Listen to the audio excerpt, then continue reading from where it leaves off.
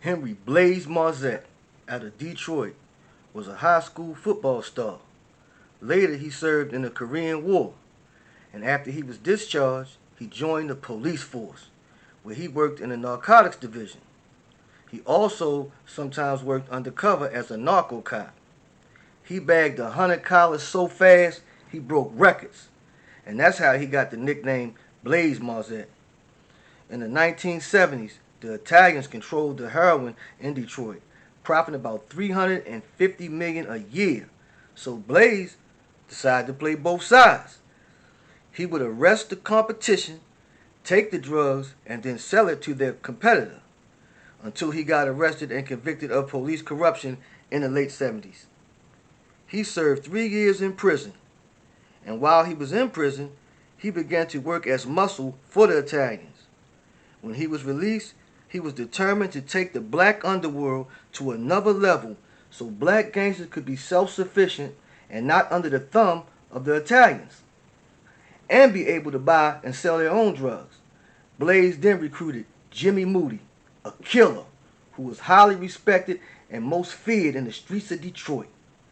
Blaze's first move was having 3 prostitutes lure a big-time West Side hustler named Mississippi Red to a hotel room, where Blaze and Moody would kill him and take over his organization and his territory.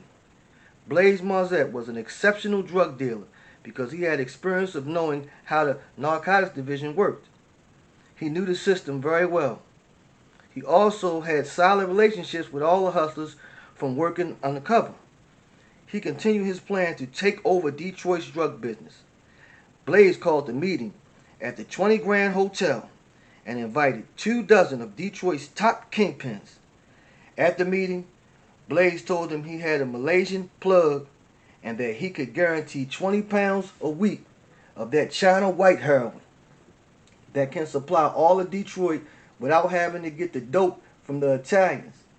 He said that each dealer put up 50 grand in advance, he could provide the heroin and police protection. But some of the kingpins rejected. They felt that this would mean they worked for him and would make him more powerful than all of them. So, a 3-year drug war began. Leader of the West Side 12, Lou Steele, beefing with Marzette's crew and the East Side 7. Bodies started dropping in the streets.